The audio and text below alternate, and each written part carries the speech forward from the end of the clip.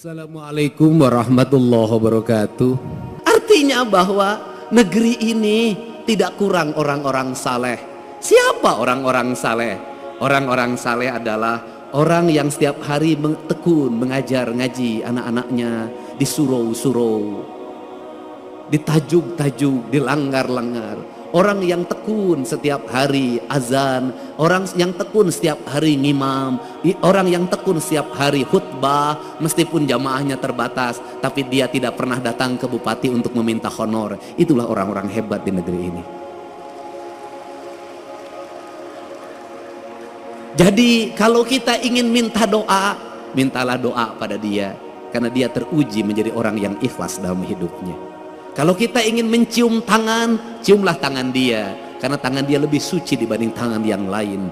Dia mau mengorbankan diri dan waktunya demi peradaban, demi pendidikan, dan demi masa depan. Apa yang hilang di negeri ini hari ini? Yang hilang bukan orang yang hanya tartil baca Quran, tetapi yang hilang adalah tradisi mengaji. Seiring dengan pertumbuhan waktu, maka tumbuhlah di Indonesia modernisasi Al-Quran dengan metodologi pendekatan Iqra. Cara cepat menghafal Al-Quran, cara cepat membaca Al-Quran, prosesnya ditinggalkan. Lahirlah wisuda-wisuda TKA dan TPA di mana-mana, baik secara syiar, baik, hebat secara syiar, hebat. Tetapi di balik itu masjid-masjid sepi dari anak-anak mengaji. Tetapi di balik itu surau-surau kosong dari anak-anak mengaji. Tetapi di balik itu mereka tidak mengenal dan tidak dekat dengan masjid. Kenapa? Karena mengajarkan Al-Quran tidak di masjid. Karena mengajarkan Al-Quran tidak di surau. Akhirnya mereka yang penting bisa baca Al-Quran, tapi kedekatan emosi dengan masjidnya hilang. Akhirnya mereka jauh dari masjid. Yang kedua, hilangnya apa? Hilangnya proses. Dulu baca Al-Quran berlatihnya bisa 2 tahun baru bisa, 3 tahun baru bisa, ada yang 5 tahun baru bisa. Lambat sekali. Dari mulai ngeja, kemudian narawas, terus sampai belajar kuro, panjang sekali prosesnya. Dan pada waktu proses belajar itulah dia ke masjid.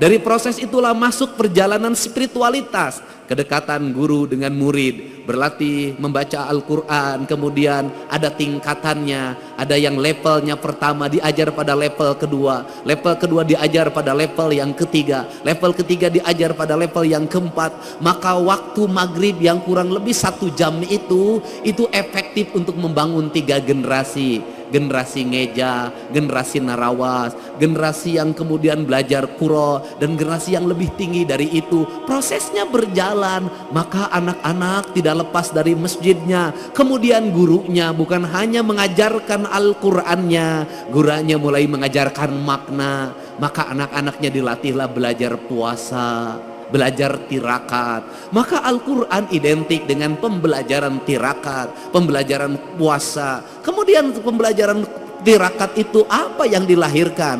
Maka Al-Quran itu tersublimasi dalam pikiran, dalam relung bawah sadarnya. Karena lahir dalam relung bawah sadarnya, maka ucapannya bisa jadi tidak tartil, karena ustadznya ustadz kampung. Tetapi ingat, dalam ucapan yang tidak tartil itu lahir makna keikhlasan, karena dia bersemayam dalam jiwa yang bersih. Jiwa yang bersih itu celik putih, cerak herang, cang bulan, 14 jalan gede sasapuan, tegenek temaluk balumbang timur narawangan. Apa yang terjadi? Ucapan-ucapan dari ayat Al-Qur'annya saciduh metu saucap nyata. Maka doa-doa pendeknya menjadi doa-doa yang sampai tembus ke langit-langit ilahiyah. Doa-doa pendeknya menembus batas, menembus pandang. Maka lahirlah anak-anak yang bercahaya. Karena lahirlah anak-anak bercahaya, maka anak itu tumbuh menjadi para pemimpin, tumbuh menjadi kaum-kaum pergerakan, tumbuh menjadi kaum-kaum perubahan. Maka ucapan-ucapan Allahu Akbar yang lahir dari surau-surau kecil itu melahirkan ucapan kebangsaan yang memerdekakan perbudakan, memerdekakan ketertinggalan, menjadi spirit dalam sebuah perubahan tanpa biaya apapun dalam kehidupannya ini. Maka berhati-hatilah ketika syiar sudah begitu besar, ketika anggaran semakin membesar, bahkan jadi anggarannya sangat besar. Ada dua sisi mata pedang. Yang satu membukakan syiar terlihat di media sosial, tetapi yang lain bisa jadi meredupkan cahaya yang ada dalam setiap relung manusia. Maka untuk itu tadi saya berpesan, ini bukan forum balapan Formula E. Ini bukan forum liga. Ini adalah forum spiritualitas. Tidak penting menjadi juara umum, tidak penting. Tidak penting menjadi juara pertama, kedua, ketiga, tidak penting. Tetapi yang lebih penting dari itu adalah Al-Quran masuk dalam cahaya ketua penyelenggara, sehingga ketua penyelenggaranya menjadi adil dalam tindakannya. Al-Quran masuk dalam cahayanya Gubernur Jawa Barat, sehingga Gubernur Jawa Barat bertindak adil dalam kebijakan-kebijakannya. Cahaya Al-Quran masuk ke relung hatinya Bupati, maka tindakannya menjadi adil. Dari gerakan membaca Al-Quran ini, maka terbebaslah orang-orang miskin, terbebaslah anak-anak yatim, terbangunlah peradaban hidup yang silih asa, silih asi, silih asu. Maka disitulah Al-Quran menjadi cahaya. Karena Al-Quran menjadi cahaya, maka Al-Quran bercahaya. Karena Al-Quran bercahaya, maka cahayanya terhampar. Maka Al-Quran tidak hanya dipahami tulisan yang ada dalam mushaf, yang kita lombakan, yang kita pertahankan, yang kita cium ketika ingin membacanya, yang kita simpan di atas kepala kita, yang kita simpan di rekal, dan ketika kita tidak berwudu maka tidak berani menyentuhnya. Kayak saya NU, tidak berani menyentuhnya. Tetapi di balik itu kita memahami gunung-gunung itu adalah hamparan Al-Quran, sungai Citarum itu adalah hamparan Al-Quran, sawah-sawah yang terhampar adalah hamparan Al-Quran, matahari adalah hamparan Al-Quran, bulan adalah hamparan Al-Quran, bintang adalah hamparan Al-Quran, seluruh yang ada makrokosmos dan mikrokosmos adalah hamparan Al-Quran. Dan semuanya mereka bertasbih kepada Allah, yang dalam setiap waktu dia berucap subhanallah walhamdulillah wala ilaha illallah. Kalau sudah seperti itu, maka surau-surau itu menjadi lentera penggerak. Kalau sudah seperti itu, maka kita adalah manusia yang paling bersyukur. Kenapa? Kita manusia yang paling bersyukur. Al-Quran diturunkan di Jazirah Arabia, di tanah yang tandus dan kering.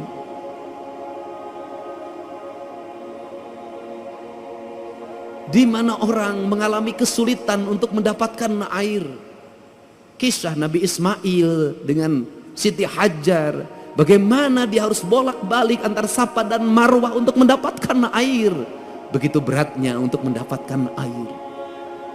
Rumput-rumput mengering, batu-batu bertebaran, debu-debu berserakan. Di tempat-tempat di mana manusia mengalami kekeringan alam, lahirlah kekeringan hati, lahirlah kekejaman. Maka Allah menurunkan cahaya yang paling lembut hatinya, yang paling lembut hatinya. Siapa? Rasulullah Shallallahu Alaihi Wasallam. Lembut. Karena kelembutan itulah Al-Quran diturunkan. Tidak mungkin Al-Quran turun nur cahaya kebenaran yang hadir ke hatinya Kanjeng Rasul. Kalau Kanjeng Rasul tidak memiliki kelembutan hati yang lebih lembut dari sutra apapun, tidak mungkin. Maka dari kelembutan itu lahirlah ucapan-ucapan yang lembut. Dari ucapan-ucapan yang lembut itu lahirlah ucapan-ucapan yang indah. Dari ucapan-ucapan yang indah itu mempengaruhi pikiran manusia lewat telinganya, karena lahir gelombang elektromagnetik yang dipancarkan dalam kekuatan spiritualitas, di mana angin-angin yang keras, debu-debu yang bertebaran dikalahkan oleh gelombang Al-Quran yang mempengaruhi pikiran manusia. Maka Allah itu berbuat adil. Al-Quran diturunkan di tanah tandus itu.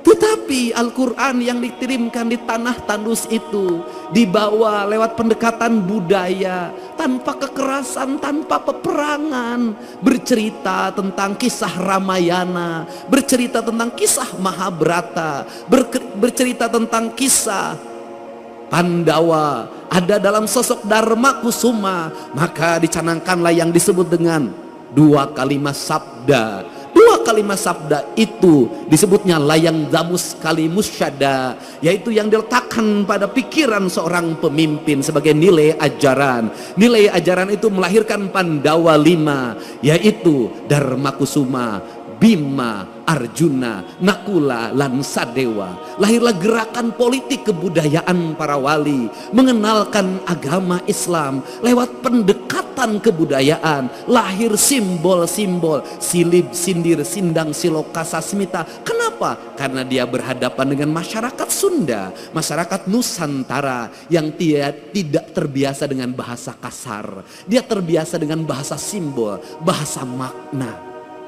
Karena dia terbiasa bahasa simbol, bahasa makna, maka masuk dalam ajaran, dalam pembelajaran. Quran pun disampaikan dalam pembelajaran dan ajaran. Kemudian rasa hormatnya ditinggikan. Quran diletakkan pada sebuah derajat yang sangat tinggi, diletakkan dalam lingkungan peradaban sederhana pedesaan. Lahirlah di kita. Apa keuntungan kita? Keuntungan kita lebih dari orang Arab. Keuntungan kita lebih daripada jazirah Timur Tengah. Kenapa keuntungannya? Kita mendapat dua. Satu, kita mendapat Al-Quran sebagai sebuah produk nilai ilahiyah yang memiliki nilai estetika yang sangat tinggi. Tetapi juga kita dilahirkan pada sebuah alam pasundan yang sangat indah. Ketika Quran bercerita tentang air yang jernih di surga, ketika Quran bercerita tentang hamparan gunung yang indah di surga, ketika Quran bercerita tentang buah-buahan yang nanti ada di surga, seluruh cerita-cerita itu sebenarnya adalah realita hidup yang kita dapati. Itulah Ciwidey, itulah Cipanas, itulah Pangalengan, itu realitas dunianya. Untuk itu, karena kita sudah diberi peradaban surga yang nanti akan kita capai surga keabadian, maka pesan saya, kalau mencintai Al-Quran, rawatlah Cipanas sebagai simbol surga kesucian. Rawatlah Ciwidey, rawatlah Pangalengan, rawatlah gunung-gunung itu yang melahirkan air yang mengalir, bak sepenggal tanah yang diturunkan dari surga. Rawatlah pohon-pohon itu, karena itu adalah alam yang digambarkan oleh Allah dalam Al-Quran. Jangan terbalik. Satu sisi kita sangat memaknai Al-Quran dan menghormati Al-Quran sebagai ayat yang tertulis, tapi di sisi lain tangan kita merusak alam, padahal itu adalah ayat yang tidak tertulis. Jadi saya tidak mau lagi dengar ke depan. Mudah-mudahan saya akan berusaha dengar Cipanas, berubah pikirannya menjadi jelek. Dengar Ciwidey, berubah pikirannya menjadi jelek. Dengar Pangalengan, berubahlah pikiran menjadi jelek. Saya ingin ketika mendengar itu, maka denyut nadi kita berkata, ya Allah, ku dapatkan surga di tanah Sunda. Suatu saat surga itu tetap akan terjaga sampai aku bertemu denganmu di alam surga keabadian. Kemaha indah. Untuk itu saya mengucapkan terima kasih. Pada hari ini kita bersama-sama memaknai makna-makna Al-Quran. memasukkan Al-Quran dalam relung batin kita sebagai bentuk cahaya atau nur yang menuntun kita dalam indera alam bawah sadar kita. Karena indera alam bawah sadar itu pada akhirnya akan senantiasa menjadi petunjuk, dan petunjuk itu akan lahir bagi orang-orang yang menjaga rasa dan cintanya. Karena petunjuk hanya akan lahir pada orang-orang yang memiliki kelembutan hati, kedamaian jiwa, dan ketenangan relung diri.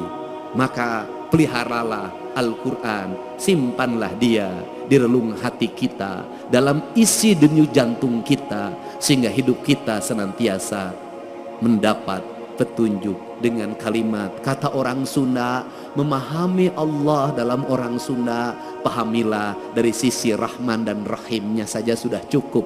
Insya Allah akan hidup tenang, tentram, dan bahagia, walaupun tetap menjadi duda. Saya ucapkan terima kasih.